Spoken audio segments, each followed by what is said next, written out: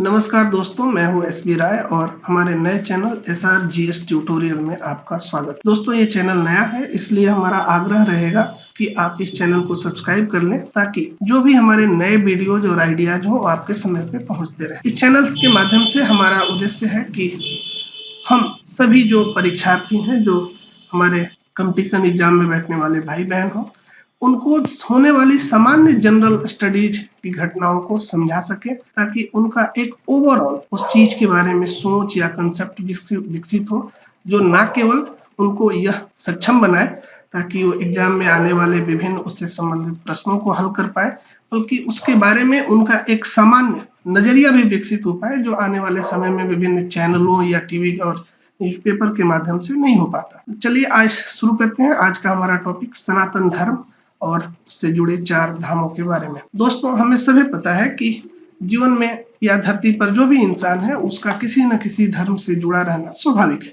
ऐसा कोई भी नहीं है जो किसी धर्म या संप्रदाय से न जुड़ा। यह मनुष्य की स्वाभाविक वृत्ति है कि उसे किसी न किसी समाज, धर्म या संप्रदाय का हिस्सा होना पड़ता है। हमारे भारत में या विश्व में अनेक सारे धर्म हैं, जैसे हिंदू, मुस्लिम, सिख, ईसाई, बौद्ध, जैन आदि बहुत सारे।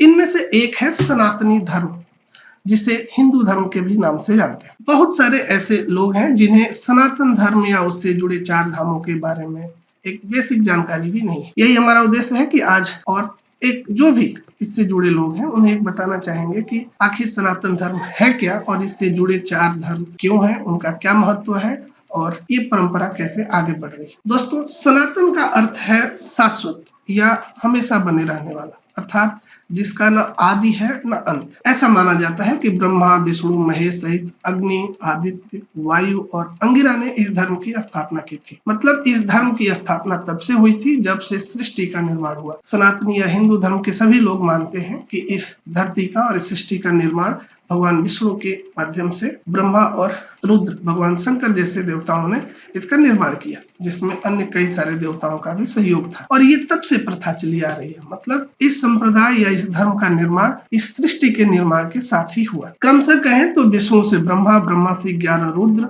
और 11 प्रजापतियों और स्वयं मनु के माध्यम से इस धर्म की स्थापना। सनातन धर्म अपने मूल रूप हिंदू धर्म, जैसा आपको पहले ही बताया कि सनातन धर्म को वैकल्पिक नाम हिंदू धर्म के नाम से जाना जाता है। हिंदू तो सनातन धर्म के रूप में सभी धर्मों का मूलाधार है। ऐसा मानते हैं कि जब से इस सृष्टि का निर्माण हुआ तब से धरती पे जो भी लोग आए उनका धर्म सनातन ही परंपरा था, क्योंकि बाकी जितने भी धर्म हैं उनके बारे में आप जानते हैं कि उनके जो भी प्रवर्तक या संस्थापक रहे वो पहले कुछ न किसी धर्म से जुड़े रहे होंगे, क्योंकि इन धर्मों का निर्माण या स्थापना बाद में ही हुआ।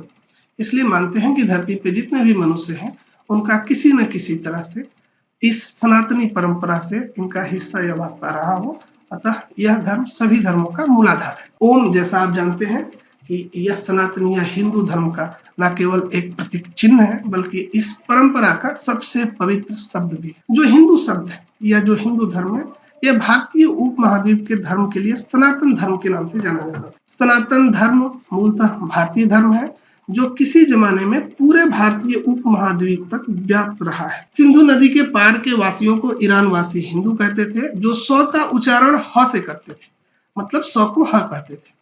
उन्हीं का नकल करके जब अरब हमलावर, आप जैसे जानते हैं इतिहास में कि बहुत सारे हमारे देश पे अरब के जो देश थे वो हमलावर जो थे वो हमला किए, तो वो सिंधु घाटी सभ्यता से सीखते हुए वो वहां के सिंधु के यहाँ के रहने वाले लोगों को हिंदू के नाम से जाने लगे। और इस प्रकार सनातनी जो परंपरा थी, जो व्यवस्था थी, जो पद्धति या संस्कृति थी, जो रिवाज थे, परंपरा था, वो हिंदू धर्म में कन्वर्ट हुआ। जानते हैं कि भारत में सनातनी धर्म परंपरा के 4 धाम कौन है, इनकी स्थापना किसने की और क्यों की। तो भारत के 4 धाम है, वो है बद्रीनाथ, द्वारका, जगन्नाथपुरी और रामेश्वरम। इससे कंफ्यूज मत होइएगा कि 4 धाम एक उत्तराखंड में भी है और वो केदारनाथ, बद्रीनाथ, गंगोत्री और यमुनोत्री के नाम से है, जो हमारी सनातनी परंपरा का कुछ हिस्सा है और कुछ वहां यात्रा के नाम से, वो भी हालांकि उनका भी एक महत्व है, लेकिन मूलतः वो अपने धर्म से जुड़े 4 धाम वो नहीं है। उनको बाद में, चूंकि वो भी 4 थे और वो भी एक पवित्र स्थान थे, तो उन्हें 4 धाम मान लिया गया। हालांकि 4 जो मूल धाम है हिंदू या सनातनी परंपरा के हिसाब से वो ये है। बद्रीनाथ, द्वारका, जगन्नाथपुरी और रामेश्वरम। चलिए जानते हैं कि इन धामों की स्थापना किसने की। ऐसा माना जाता है कि 8वीं और 9वीं सदी में आदि गुरु शंकराचार्य, जो इस धर्म के बहुत बड़े संत या प्रवर्तक थे, वो उन्होंने इस सनातनी परंपरा को आगे बढ़ाया और एक गुरु शिष्य की परंपरा शुरू की। उन्होंने ही इन मौजूदा 4 मंदिरों का निर्माण करवाया था। इन चारों धामों की स्थापना आखिर उन्होंने क्यों की, इसके पीछे एक उद्देश्य था। चारों धाम 4 दिशा में स्थित हुए, जैसा कि आप इस मैप में देख सकते हैं कि चारों धाम जो है वो भारत के 4 कोनों पे और 4 दिशाओं में स्थित है। उनके पीछे उनका एक ये जो लक्ष्य था वो सांस्कृतिक लक्ष्य था, वह यह कि इनके दर्शन के बहाने भारत के लोग कम से कम पूरे भारत का दर्शन कर सके, ये विविधता और अनेक रंगों से भरी भारतीय संस्कृति से परिचित हो, अपने देश और सभ्यता और उनकी परंपराओं को जान सके। आप में देख सकेंगे कि सबसे ऊपर जो हमारा धाम है बद्रीनाथ है, सबसे अगर पश्चिम में जाएंगे तो जो भगवान कृष्ण से जुड़ी जो द्वारिका धाम है, अगर पूरब में जाएंगे तो सबसे पवित्र स्थान पुरी है, और रामेश्वरम तो आप जानते हैं दक्षिण में स्थित है, जहां भगवान राम ने भगवान शंकर की पूजा की थी, जो ताकि वो इतने सबल हो सके कि समुद्र को पार करके और लंका पहुंच सके और रावण का सर्वनाश करे। तो ये वही जगह है जहां इस मठ का निर्माण हुआ, ये है रामेश्वरम। हिंदुओं की सनातन परंपरा में 4 पुरुषार्थों को सर्वोच्च मान्यता दी गई है, और वो है धर्म, अर्थ, काम और मोक्ष। 4 धाम इन्हीं पुरुषार्थों की परिक्रमा है। मतलब ये जो 4 धर्म, अर्थ, काम और मोक्ष, ये इन्हीं 4 चीजों की पूर्ति का एक परिक्रमा है, 4 धामों की यात्रा, जिसका निर्माण या स्थापना शंकराचार्य द्वारा किया गया था। हिंदू धर्म के संत समाज शंकराचार्य द्वारा नियुक्त 4 मठों के अधीन है। हिंदू धर्म की एकजुटता और व्यवस्था के लिए 4 मठों की परंपरा को जानना आवश्यक है। इनकी परंपरा है कि 4 मठों से ही गुरु शिष्य परंपरा का निर्वाह होता है। चारों मठों के संतों को छोड़कर अन्य किसी को गुरु बनाना हिंदू संत धारा के अंतर्गत नहीं आता। हालांकि वर्तमान में बहुत सारे गुरु शिष्य परंपरा शुरू हो गई है, लेकिन ये हमारे सनातनी परंपरा का एक मूल सिद्धांत है कि मठों से ही गुरु और शिष्य परंपरा का निर्वाह होगा। शंकराचार्य जी ने इन मठों की स्थापना के साथ साथ उनके मठाधीशों की भी नियुक्ति की, जो बाद में स्वयं शंकराचार्य कहलाए। मतलब जो शंकराचार्य थे उन्होंने अपने शिष्य बनाए जो 4 थे, और इन शिष्यों को भी बाद में शंकराचार्य के ही नाम से जाना जाने लगा। तो वास्तव में जो मूल एक शंकराचार्य थे आदि गुरु, वो बाद में 4 शंकराचार्य कहलाए, और वो आज भी विद्यमान है, जो उस चारों धामों के प्रमुख जो पुजारी हैं या संत हैं उनको शंकराचार्य ही कहते हैं। जो व्यक्ति किसी भी मठ के अंतर्गत संन्यास लेता है वह दशनामी संप्रदाय में से किसी एक संप्रदाय पद्धति का साधना करता है। मतलब कि 10 तरह के संप्रदाय पद्धति हैं, और इनमें से जो भी दीक्षा लेगा उसको किसी न किसी एक पद्धति के हिसाब से साधना करनी पड़ेगी। ये हमारे सनातन परंपरा का एक रिवाज कह लीजिए या एक पद्धति कह लीजिए। आइए जानते हैं कि ये 4 मठ क्या है, इनके बारे में एक संक्षिप्त जानकारी लेते हैं। 4 धाम कौन से हैं, कहाँ स्थित हैं और इनकी वर्तमान स्थिति क्या है। पहला है वेदांत ज्ञान मठ, जो रामेश्वर, आपको सबसे दक्षिण में जो बताया था वो है रामेश्वर धाम, जिसको वेदांत ज्ञान मठ धाम के नाम से भी जानते हैं। ये एमसीक्यू क्वेश्चन में आपके लिए इंपॉर्टेंट है, और ये बार बार पूछा जाता है, चाहे वो आईएएस हो, पीसीएस हो और बाकी अन्य कॉम्पिटिटिव एग्जाम्स के लिए। तो आप इसको जरूर मार्क कर लीजिए और इसको ध्यान रखिए। अगर इससे जुड़ी कोई बातें हो तो हमें कमेंट बॉक्स में भी लिख के बताइए, हम उसका क्लियर करेंगे या उसकी जो भी डाउट्स हैं उसके बारे में विस्तार से बात करेंगे। तो पहला है वेदांत मठ या रामेश्वर धाम। वेदांत ज्ञान मठ भारत के दक्षिण में रामेश्वर में स्थित है। वेदांत ज्ञान मठ के अंतर्गत दीक्षा प्राप्त करने वाले सन्यासियों के नाम के बाद सरस्वती, भारती या पूरी संप्रदाय नामक विशेषण लगाया जाता है, जिन्हें उक्त संप्रदाय का सन्यासी माना जाता है। मतलब यहाँ जो भी सन्यासी होंगे, जो भी संत होंगे या मठाधीश होंगे, उनके नाम के आगे सरस्वती, भारती या पूरी नामक विशेषण लगाया जाएगा और उनको उसी नाम से जोड़कर देखा जाएगा। इस मठ का महावाक्य, जो हर चीज का एक टैगलाइन आजकल आप लोग देखते होंगे, हर चीज का है, कारपोरेट सेक्टर में भी है, बहुत सारी कंपनियों का है, हर जगह है। तो इस मठ का जो महावाक्य है वो है अहम ब्रह्मास्मि, मतलब मैं ही ब्रह्म हूं, मैं ही सत्य हूं, मैं ही सनातन हूं। और मठ के अंतर्गत यजुर्वेद को रखा गया। आप हमें लिख के कमेंट बॉक्स में बताइएगा कि हमारे कितने वेद हैं। वैसे मैं बता दूं कि इस वेदांत मठ से जो जुड़ा वेद है वो है यजुर्वेद। गोवर्धन मठ दूसरा है जो जगन्नाथपुरी को कहते हैं। जगन्नाथ धाम को गोवर्धन मठ के भी नाम से जानते हैं। ये जो चारों धाम है इनको एक अलग नाम से भी जानते हैं। जैसे आपको पहले वाला बताया, ये दूसरा गोवर्धन मठ है जो जगन्नाथपुरी को कहते हैं। आप इन्हें नोट कर सकते हैं। गोवर्धन मठ भारत के पूर्वी भाग में उड़ीसा राज्य के जगन्नाथपुरी में स्थित है। ये उड़ीसा में स्थित है और भारत के, जैसे मैप में आपको बताया था, पूर्वी हिस्से में स्थित है। गोवर्धन मठ के अंतर्गत दीक्षा प्राप्त करने वाले सन्यासियों के नाम के बाद आरण्य संप्रदाय नाम का विशेषण लगाया जाता है, जिन्हें उक्त संप्रदाय का सन्यासी माना जाता है। मतलब ये नाम से ही आप बता पाएंगे कि ये जो संत हैं या ये जो सन्यासी हैं, ये किस संप्रदाय में दीक्षा इन्होंने ली है और कौन से मठ से ये बिलोंग करते हैं।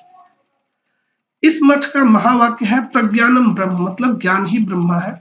और तथा इस मठ के अंतर्गत ऋग्वेद को रखा गया है।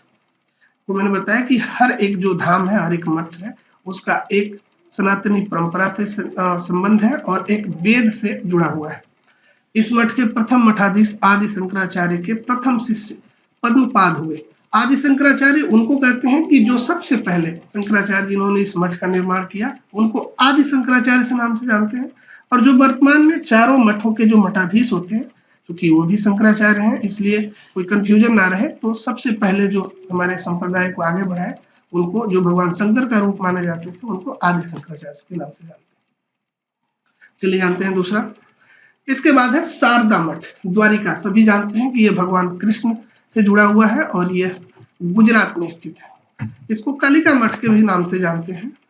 और शारदा मठ के अंतर्गत दीक्षा प्राप्त करने वाले सन्यासियों के नाम के बाद तीर्थ और आश्रम संप्रदाय नाम का विशेषण लगाया जाता है, जिससे उसे उक्त संप्रदाय का सन्यासी माना जाता है। मतलब अगर किसी के नाम के बाद अगर तीर्थ या आश्रम लगाया गया है, तो आप ये मान सकते हैं कि ये उक्त, जैसे शारदा मठ में इन्होंने और उस सन्यासी परंपरा में इन्होंने दीक्षा ली हुई। इस मठ का महावाक्य है तत्वमसि, तथा इसके अंतर्गत सामवेद को रखा गया। शारदा मठ के प्रथम मठाधीश हस्तामलक, जो पृथ्वीधर के नाम से भी जाने जाते थे, हस्तामलक शंकराचार्य के प्रमुख 4 शिष्यों में से एक थे। जैसा आपको पहले भी बताया कि शंकराचार्य ने सबसे शुरू में अपने 4 शिष्यों को दीक्षा दी थी और 4 मठों की स्थापना के बाद उनको एक एक मठ का मठाधीश बनाया था, जो इस परंपरा को, सनातनी धर्म को आगे बढ़ा सके। चलिए जानते हैं आखिरी, और यह है बद्रीनाथ, जो उत्तराखंड राज्य में स्थित है, जो पहले कभी उत्तर प्रदेश का ही हिस्सा हुआ करता था, आज उत्तराखंड राज्य है। और ये बद्रीनाथ, जिसको ज्योतिर्मठ के नाम से भी जानते हैं, उत्तरांचल के बद्रीनाथ में स्थित है ज्योतिर्मठ। ज्योतिर्मठ के अंतर्गत दीक्षा प्राप्त करने वाले सन्यासियों के नाम के बाद गिरि, पर्वत एवं सागर संप्रदाय नाम का विशेषण लगाया जाता है, जिससे उन्हें उक्त संप्रदाय का सन्यासी माना जाता है। अर्थात अगर किसी जो सन्यासी हैं उनके नाम के, या शंकराचार्य उनके नाम के आगे अगर गिरि या पर्वत या सागर कोई विशेषण लगा है, तो आप ये अंदाजा लगा सकते हैं कि ये बद्रीनाथ आश्रम या उस परंपरा में इन्होंने दीक्षा ली थी। इस मठ का महावाक्य है अयमात्मा ब्रह्मा, और इस मठ के अंतर्गत अथर्ववेद को रखा गया। ज्योतिर्मठ के प्रथम मठाधीश आचार्य तोडक बनाए गए थे। इनके अलावा एक और मठ है जिसको आप, पता नहीं आप लोगों को पता है या नहीं है, ये कांची मठ के नाम से भी जाना जाता है। और यहाँ के भी जो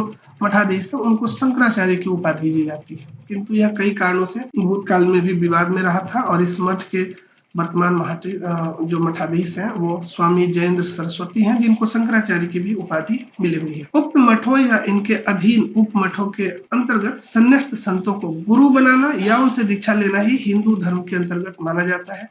यही हिंदुओं की संत धारा मानी जाती है। मतलब कि जो समस्त जो परंपरा थी, सनातनी परंपरा या हिंदू धर्म की, उसमें एक गुरु शिक्षक शिष्य की परंपरा थी।